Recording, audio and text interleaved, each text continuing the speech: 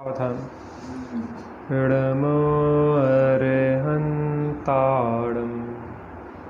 इडमो सिद्धाडम् इडमो आयरीयाडम् इडमो अज्जायाडम् इडमो लोये सवसाहूडम्।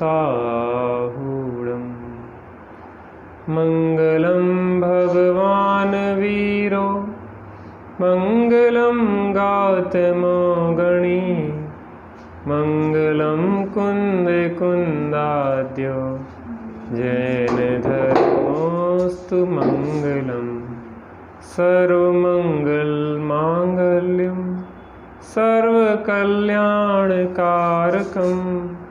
प्रधानम सर्वधर्माणां जैनं जयतु शासनं जैनं जयतु शासनं। नमः श्रीवर्धमानाय निर्धूतकलिलात्मने सालोकानां त्रैलोकानां यद्विद्यादर्पणायते। आत्मज्ञान ही ज्ञान है शेष सभी अज्ञान आत्म शांति का मूल है वीतराग विज्ञान वीतराग विज्ञान। अपनी चर्चा चल रही है अपने में अपनापन। किस में अपनापन? अपने में अपनापन। अभी तक हम कर क्या रहे हैं? पर में अपनापन। पराये में अपनापन कर रहे हैं। उससे मिल क्या रहा है? दुख। ऐसे नहीं मिल रहा कुछ। दुख, संक्लेश, पीड़ा, संसार, 4 गति 84 लाख योनियां, संसार परिभ्रमण, नरक की पीड़ा, त्रियंच गति की पीड़ा, गति की पीड़ा, चारों गतियां दुख रूप है। तो यहाँ कह रहे हैं कि पर में अपनापन करने से जीव दुखी है और अपने में अपनापन करने से जीव सुखी होगा। यहाँ पे सिद्ध यह कर रहे हैं कि अपने में अपनापन मुक्ति के मार्ग में सम्यक दर्शन, ज्ञान, चारित्र, 3 गुणों का सम्यक परिणमन मुख्य होता है। उसमें भी श्रद्धा गुण का विशेष महत्व है। सत्य हो, तथ्यात्मक हो, उसका महत्व उतना नहीं है। उसमें क्या है? अपनेपन का महत्व है। सही बात भी है लेकिन उसमें अपनापन नहीं है तो भी क्या है? जीव सुखी नहीं हो सकता। तो अभी तक जिसमें अपनापन है जीव का पूरा समर्पण उसी की ओर हो रहा है। अब क्या करना है? सुखी होने के लिए अपने में अपनापन करना है। एक दृष्टांत से यहाँ पे दिया। क्या दृष्टांत था? लड़का 2.5 साल का उंगलियां। इसके पहले एक दृष्टांत, एक हलवाई की दुकान में काम करने लगा। एक दृष्टांत और दिया था। सेठ जी का। सेठ जी थे और सेठ जी का एक व्यसनी बिगड़े लड़का था। सेठ जी के पड़ोस में एक सदाचारी लड़का था। तो सेठ जी ने संपत्ति किसको दी? सदाचारी को कि बिगड़ेल को? क्यों दी? क्योंकि वो अपना है और सदाचारी कौन है? पराया है। सदाचारी के प्रति बातें अच्छी करता है, बिगड़े लड़के को गालियां देता है, लेकिन उसके बाद भी संपत्ति किसको दे रहा है? बिगड़े। किताब दी तो फटी दी, कपड़े दिए तो पुराने दिए, नए किसको? अपने पप्पू को दिलवा रहा है और पुराने उस पड़ोसी के बच्चे को दे रहा है कपड़े। नई किताबें किसको दिलवा रहा है? अपने बिगड़ेल पप्पू को। और फटी किताबें किसको दे रहा है? लड़के को। तो महत्व किसका है? अपनेपन का। दूसरा दृष्टांत यहाँ दे रहे थे, एक बार उसको अपन दोहरा के आगे आज इस विषय को पूरा करेंगे। दुखों से मुक्ति के मार्ग में अपने में अपनापन ही सर्वाधिक महत्वपूर्ण है। एक सेठ था, उसका 2-2.5 वर्ष का इकलौता बेटा था। कितने वर्ष का था? 2-2.5 वर्ष का। घर के सामने खेलते खेलते वह कुछ आगे बढ़ गया। घर के सामने खेल रहा था और थोड़े से आगे चला गया। घर की खोज में वह दिग्भ्रमित हो गया। भ्रमित बड़े बड़े हो जाते हैं। आश्रम को खोजने में बहुत लोग भटक जाते हैं। यहीं बाहर से निकल जाएंगे, उसके बाद फिर 2-4 चक्कर लगा जाएंगे, फिर भी आश्रम नहीं आ पाते। क्यों? कि उन्हें सही पता नहीं। तो लोग क्या होते हैं, दिग्भ्रमित हो जाते हैं। ऐसे वो छोटा सा बच्चा था, वो तो उसकी क्या कहना, वो भी खेल रहा था, खेलते खेलते दिशा भूल गया और निकल गया। पूर्व के बजाय पश्चिम की ओर बढ़ गया। जाना था पूर्व में, वो कहाँ चला गया, पश्चिम में। अपना क्या हो रहा है, अपन भी पश्चिम में जा रहे हैं। जाना है अंदर में और जा रहे हैं बाहर। ख्याति, लाभ, पूजा, प्रशंसा, निर्वृत्ति के मार्ग में भी आ जाएंगे तो बाहर में परलक्षी वृत्ति ही आकर शिव मार्ग में विघ्न करे। हो पुरुषार्थ अलौकिक ऐसा, सावधान हर समय रहे। नहीं दीनता नहीं निराशा, आत्म शक्ति अनंत है।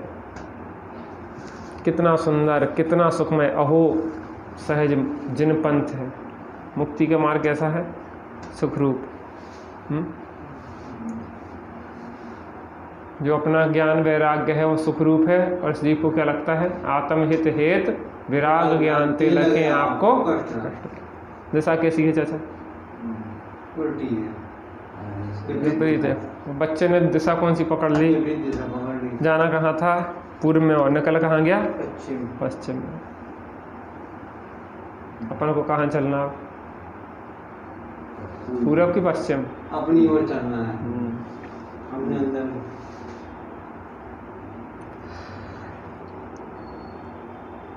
बहुत खोजने पर भी उसे अपना घर नहीं मिला। घर वालों ने भी बहुत खोज की पर पार ना पड़ी। वह रात उसे गली कूचों में ही रोते बितानी पड़ी। प्रातः काल तक उसकी हालत ही बदल गई थी। कपड़े गंदे हो गए थे, चेहरा मलिन दीनहीन हो गया था। घर वालों ने भी खोज की और उसने भी घर की खोज की, लेकिन दोनों एक दूसरे से नहीं मिल पाए।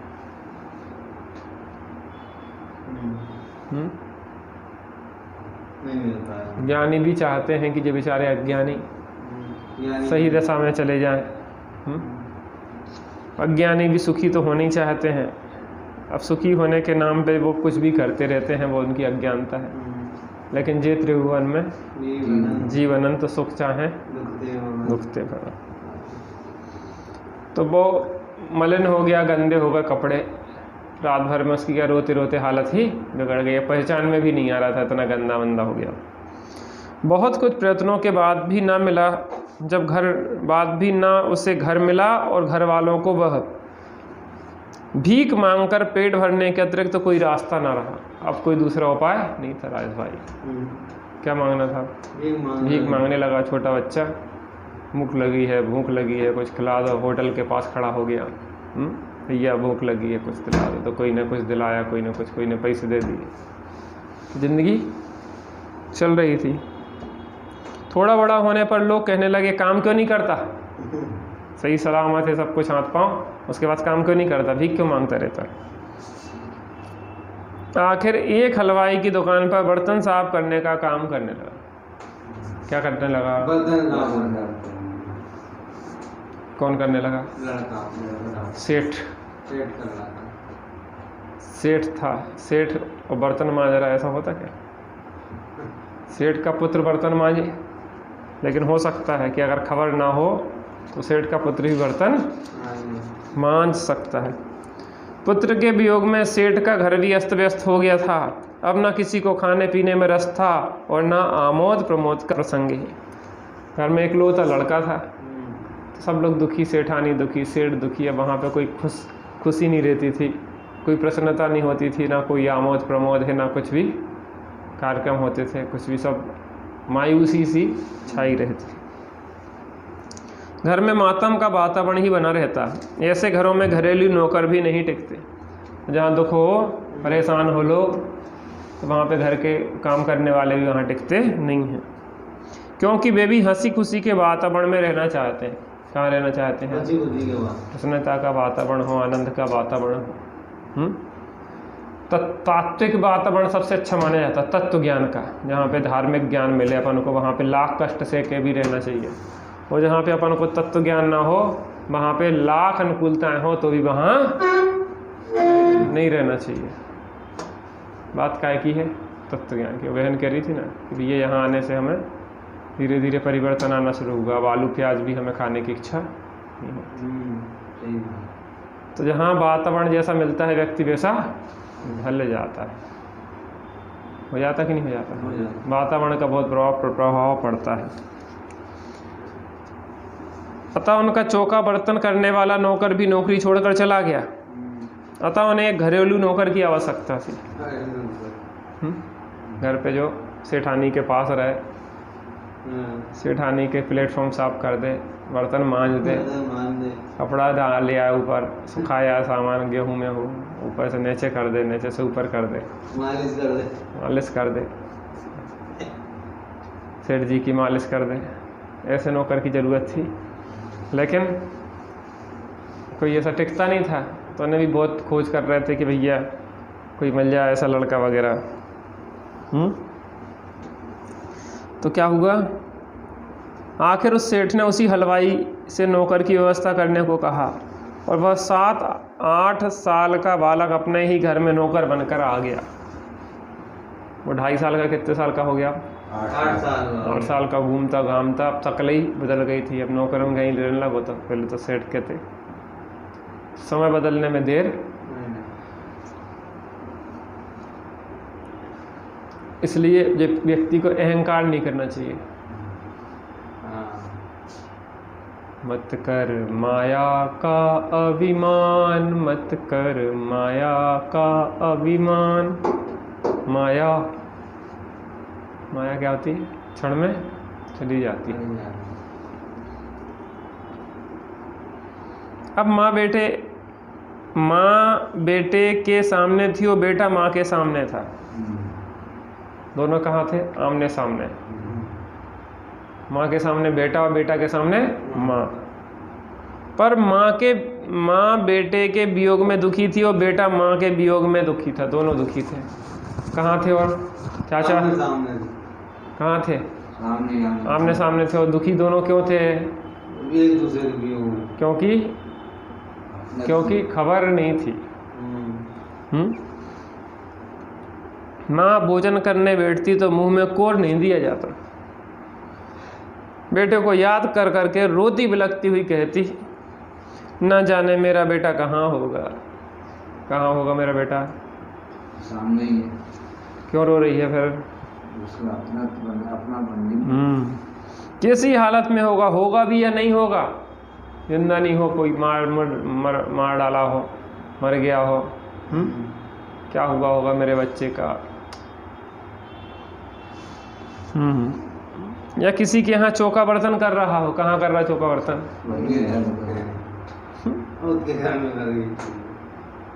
अपनों को उस पे हंसी आ रही, लेकिन अपनी हालत भी ऐसी चल रही है। चौका बर्तन करने में लगे संसार के, मोहियों की गुलामी कर रहे हैं। भगवान होके कटोरा लिए भीख का, विषयों से सुख की भीख मांग रहा है। सुखी कर दो, सुखी कर दो, सुखी कर दो। कौन सुखी करे? अपने को जाने बिना, आत्म को जाने बिना सुख कहाँ से होए? वहीं खड़ा बेटा एक रोटी मांगता है तो झिझक देती है। मुँह का बेचारा बच्चा छोटा सा 8 साल का, अम्मा रोटी हट, जा अभी काम कर, बचेगी तो फिर दूंगी। क्या कर देती है? झिझक देती है। चल, काम तो करता नहीं हो, बार बार रोटी मांगने आ जाता है। काम करता कि नहीं करता? काम तो करता, खूब करता। तो क्या कह रही है वो? काम तो करता नहीं हो, क्या मांगने आ जाता है? रोटी मांगने आ जाता है। उसे बेटे के लिए रोती बिलखती, उसी बेटे के लिए रोती बिलखती और उसे ही रोटी मांगने पर झिझकती। किसके लिए रो रही है? उसी बेटे के पीछे। और झिझक किसको रही है? उसी बेटे। क्या है यह सब? आज भाई दादा पूछ रहे हैं। भारिल जी, हुक्मचंद जी भारिल पूछ रहे हैं ये क्या सब हो रहा है आखिर? क्या हो रहा है चाचा?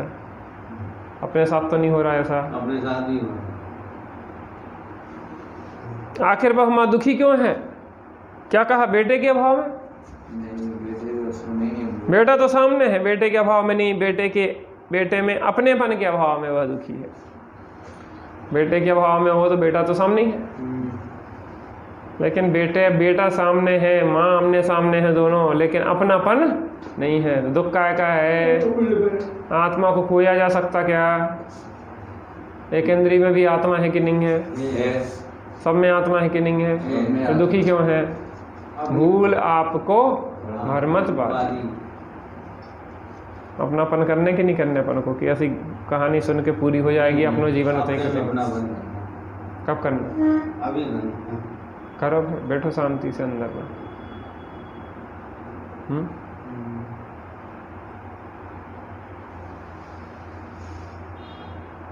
राज भाई शांति से बैठो थोड़ी देर, ध्यान लगाओ आत्मा का। जरा समय निकाले आत्म शुद्धि के लिए, जिसकी तुझे तलाश है वो तेरे पास है। गन्ने में जो मिठास फूल में सुवास है, निज आत्मा में मेरे ही परमात्म वास है। अपनी आत्मा में किसका निवास है? परमात्मा का निवास है। माँ और बच्चे आमने सामने हैं, फिर भी दोनों दुखी है। क्यों? अपनापन का अभाव। बेटा तो सामने है, बेटे के अभाव में नहीं, बेटे में अपनेपन के अभाव में ही वह माँ परेशान हो रही है, दुखी हो रही है। उसका बेटा नहीं खोया, बेटा तो सामने है, बेटे की पहचान को हो गई है, बेटे में अपनापन खो गया। बेटा नहीं खोया, क्या पहचान क्या खो गई है? पहचान हो गई है और अपनापन खो गया।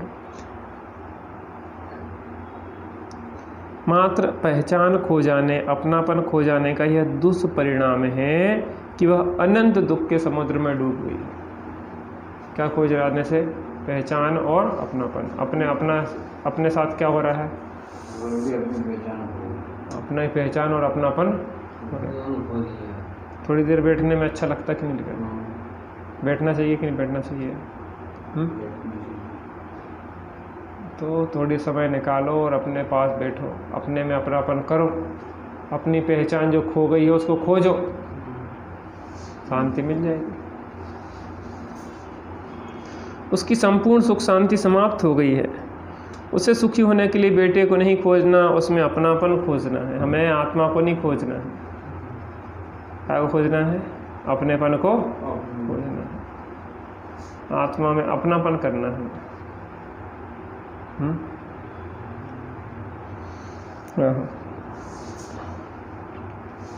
एक दिन पड़ोसी ने कहा, अम्मा जी एक बात कहूँ, बुरा ना मानना, यह लड़का भी छोटा है, इससे काम जरा कम लिया करें और खाना भी थोड़ा अच्छा दिया करें, समय पर दिया करें। पड़ोसन भी देख देख के बेचारी क्या हो रही थी?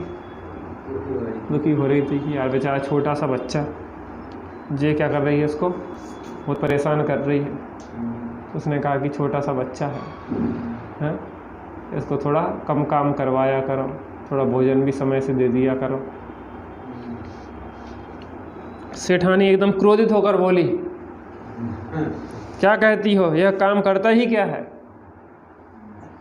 क्या बोली? क्या काम करता है?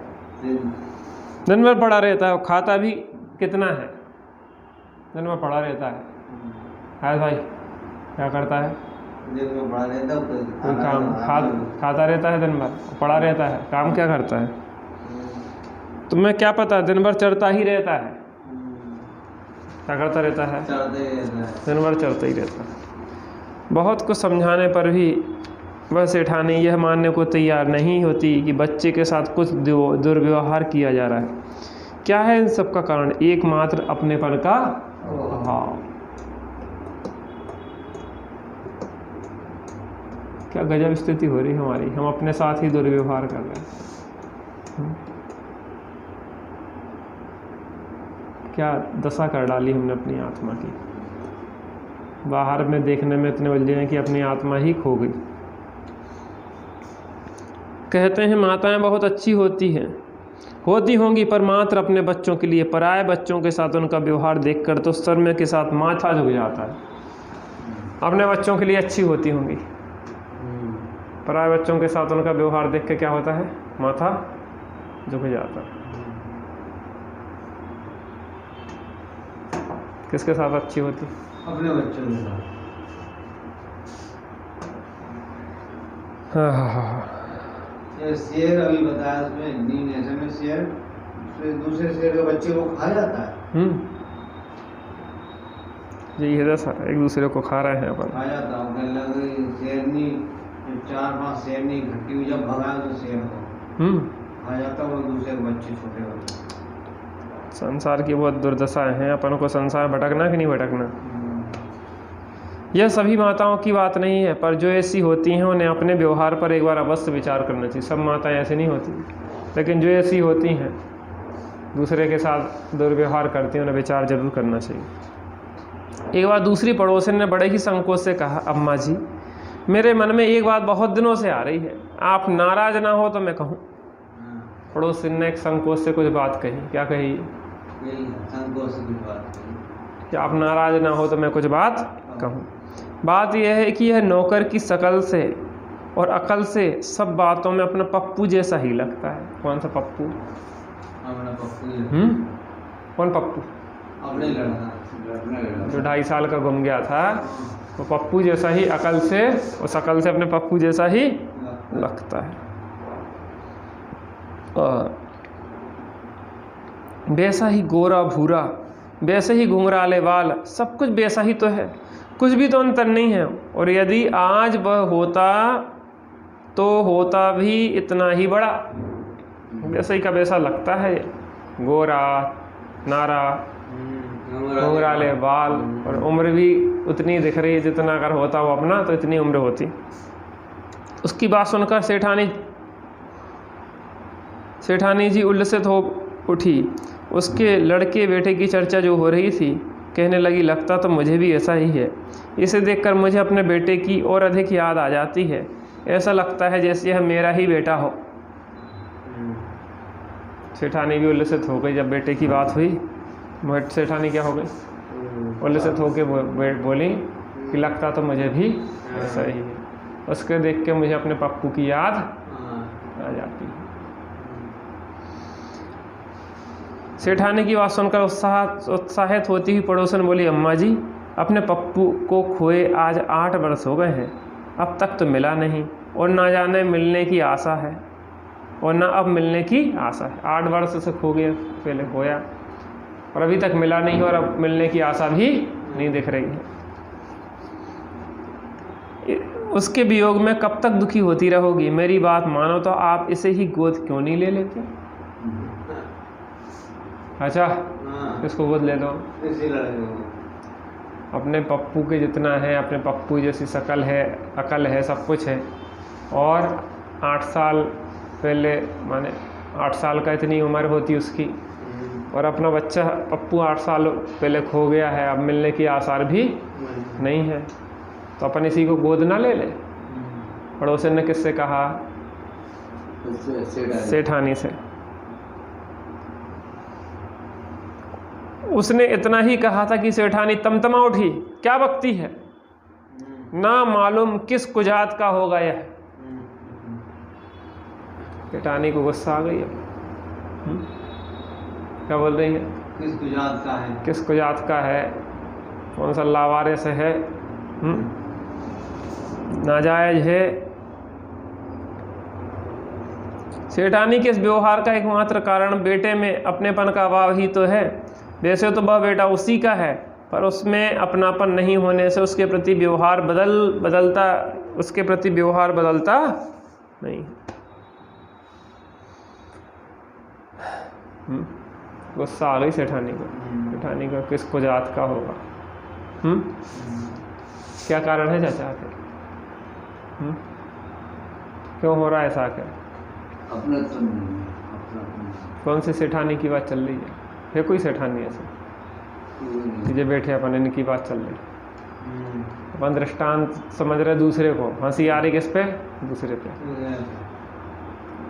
बात किसकी चल रही है? सत्यघोष की बात करी थी ना। सत्यघोष अगर कोई किसी के रत्न अगर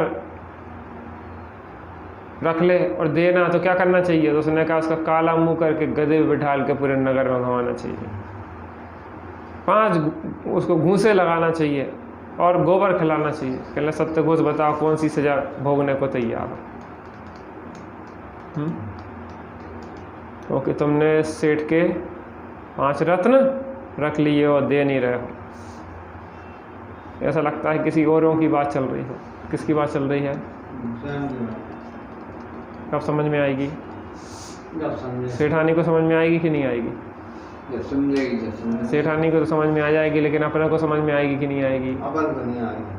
कब आएगी? सो अभी नहीं आएगी तो कब आएगी? शुभ कर्म योग सुघाट आयो, पार हो दिन जाते है, और ध्यानत धर्म की नाव बैठो, शिवपुरी को सलात है।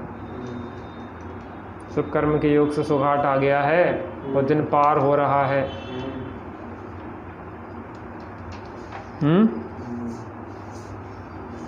अपना होने से क्या होता है? जब तक अपनापन ना हो, जब तक अपने होने का कोई लाभ नहीं मिलता, यहाँ अपने से भी अधिक महत्वपूर्ण अपनापन है। अपने से अधिक महत्वपूर्ण क्या है? अपनापन।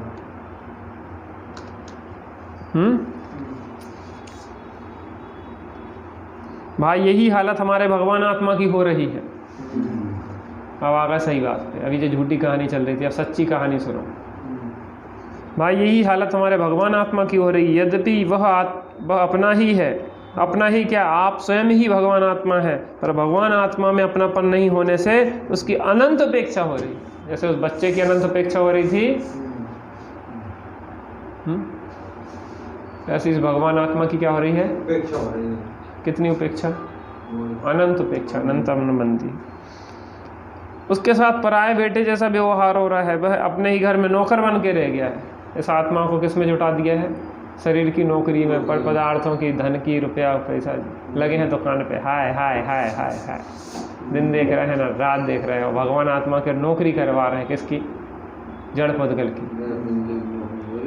जड़ पे झुक झुक जाता चेतन की, मार्दव की खंडित काया, निज शाश्वत अक्षय निधि पाने, अब दास चरण रज में।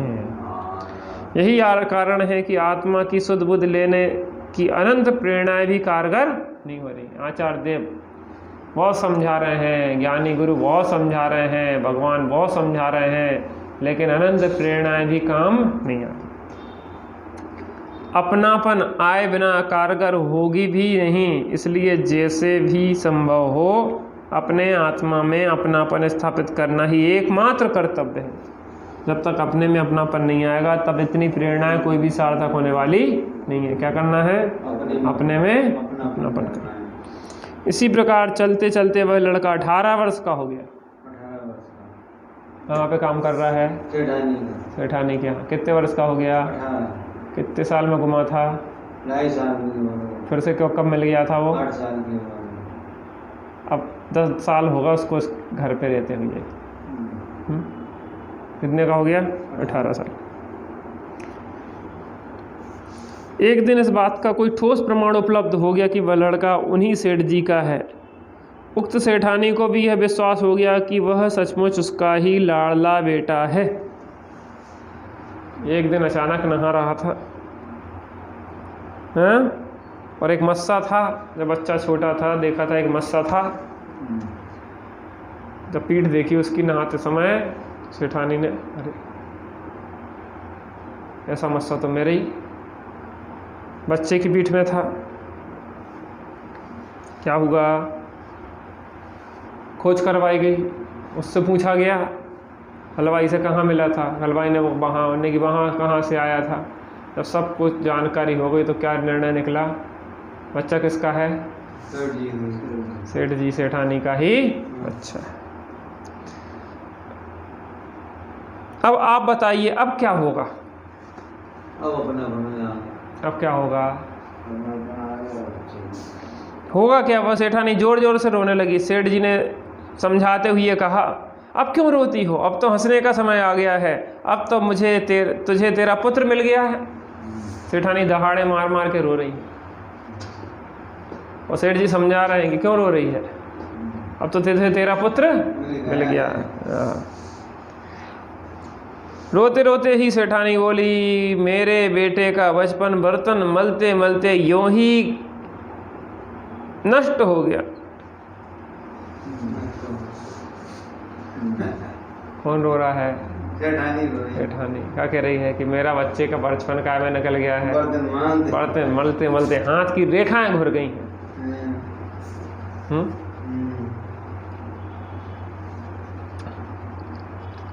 ना वह पढ़ लिख पाया ना खेल खा पाया। पढ़ लिख नहीं पाया, 18 साल का हो गया वो, न ढंग से खेला है ना खाया है। अनंत कष्टों में उसका बचपन निकल गया। हाय राम, मेरे ही आंखों के सामने उसने अनंत कष्ट भोगे हैं। किसकी आंखों के सामने? किसने भोगे हैं? क्यों भोगे हैं? क्यों भोगे हैं? हाय राम, मेरी ही आंखों के सामने उसने अनंत कष्ट भोगे हैं। ना मैंने उसे ढंग से खाने ही दिया और ना पल भर निश्चिंत हो आराम ही करने दिया। जब देखो तब काम में ही उसे लगाए रखा। बहुत दुर्व्यवहार किया मैंने अपने बच्चे के साथ। कौन कह रहा है? पहले समझा देते, क्यों समझ में नहीं आता था? अपनेपन की पहचान नहीं थी। पहले सब मोहल्ले पड़ोस वाले यहाँ वहाँ के सब समझाते थे, छोटा सा बच्चा है, काम कम करवाया करो, थोड़े खाने दिया करो, थोड़ा आराम कराया करो। लेकिन सेठानी क्या कहती थी? दिन भर खाता रहता है, दिन भर पड़ा रहता है, कुछ काम धाम नहीं करता है। अब क्या कह रही है सेठानी? हाय राम, मेरी आंखों के सामने उसने अनंत कष्ट भोगे। ना मैंने उसे ढंग से खाने ही दिया, ना पल भर निश्चिंत हो आराम ही करने दिया। जब देखो तब काम में ही लगाए रखा। अब क्या कहती सेठानी? पहले क्या कहती थी? बड़ी रहती, काम पड़ा रहता है और खाने दिन भर खाते चढ़ता ही तो रहता है। अब सेठानी क्या कह रही है? मैं दिन भर काम में लगाए दिए रखे, उसको खाने भी नहीं दिया, पल भर आराम भी नहीं किया। थोड़ी देर बैठता था तो मैं उसको हाँक देती थी। अच्छा, क्या कर देती? कल काम कर, बड़ा बड़ा क्या कर रहा है? जो सेठानी इस बात को स्वीकार करने को कतई तैयार ना थी कि वह उस बालक को बहुत काम कराती है और खाना भी ढंग का नहीं देती है, वही अब इकबालिया बयान दे रही है कि मैंने बहुत काम कराया और खाना भी ढंग से नहीं दिया। इकबालिया बयान क्यों दे रही है अब? क्योंकि अपनापन आ गया। पहले क्यों नहीं मानती थी? अपनापन नहीं था। अब क्या करना है सुखी होने के लिए? अपनेपन करना है आपका। यह सब अपनेपन का ही महात्म्य है। अब क्या उसे यह समझाने की आवश्यकता है कि जरा काम कम लिया करें और खाना भी अच्छा दिया करें। अब काम का तो कोई सवाल ही नहीं रह गया, खाने की भी क्या बात है। सब तो उसकी सेवा में, अब तो उसकी सेवा में सब कुछ हाजिर है। नौकर से आकर आप किसकी सेवा करेंगे? उसी की। अब काम करवाएंगे कि नहीं करवाएंगे? अब ताने देगी कि नहीं देगी? अब तो उसके पीछे हाथ में भोजन लिए घूमेंगी, बेटा खा ले, बेटा खा ले। क्यों? क्यों परिवर्तन का कारण क्या है?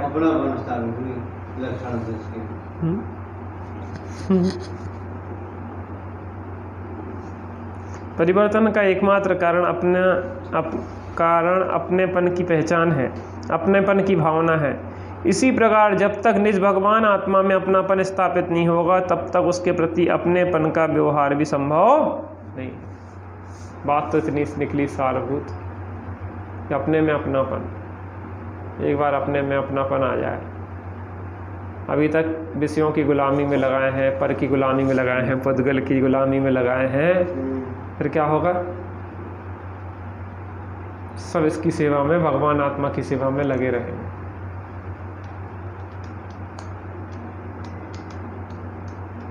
चेतो चेतन निज में आओ, अंतरात्मा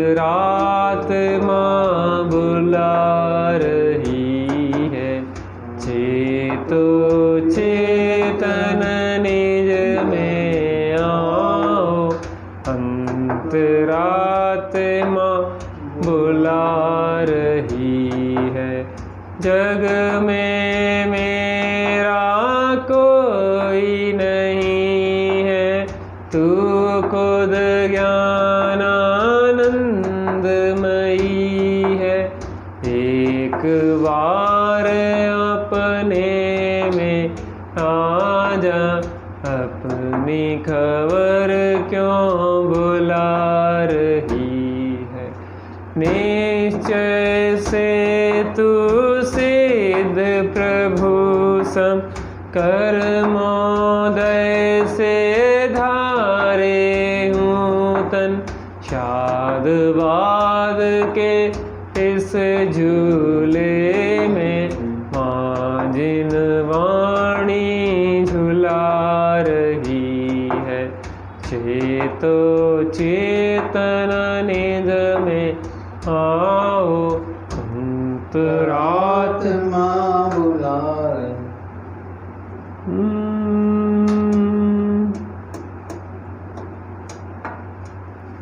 ज्ञाता है बस ज्ञाता है तू, ज्ञाता दृष्टा बन कर जियो। चेतो चेतन अल्दी चेतो, मृत्यु पंखा झुला रही है। कौन झुला रही है पंखा? मृत्यु कब आ जाए। काल सिंह ने मृत चेतन को घेरा भवन में, और नहीं बचावन हारा कोई, यह समझो। बड़ी मंत्र तंत्र बहु होई, और मरते ना जल्दी से जल्दी अपना हित कर लेना चाहिए। इस देहादि पर पदार्थों से भिन्न निज भगवान आत्मा में अपनापन स्थापित होना ही एक अभूतपूर्व अद्भुत क्रांति है। जीवन में क्रांतिकारी परिवर्तन अगर लाना है तो अपने में क्या करना होगा? अपना स्थापित। धर्म का आरंभ है सम्यक दर्शन, धर्म का आरंभ अद्भुत क्रांति है, धर्म का आरंभ है सम्यक दर्शन है, सम्यक ज्ञान है, सम्यक चारित्र है, साक्षात मोक्ष का मार्ग है। भगवान बनने समस्त दुखों को दूर करने और अनंत अतीन्द्रिय आनंद प्राप्त करने का एकमात्र उपाय क्या है? अपने में अपना परमात्म अपने से ही पाना रे। अपने को पाने अपने से दूर कहीं नहीं जाना रे। अपने को पाने अपने से क्या दूर कहीं नहीं। हम सभी अपने में अपनापन करें, निज भगवान आत्मा का श्रद्धान ज्ञान और स्थिरता करके अनंत सुखी हो इसी मंगलमय भावना से। सापेक्ष अमृत जिन बचन निरपेक्ष चैतन्य घन दरसा रहे कलिकाल में अनुभव करो हे भव्य जन। तीर्थंकरों के विरह में यदि न रहे जिन बचन, तो स्वपरहित कैसे करें इस जगत में फिर भव्य जन। अज्ञान बस भ्रमते रहे पशुवत सदा ही दुख सहे। धनी धन्य है वे जीव जो जिन बचन सुन निज हित का।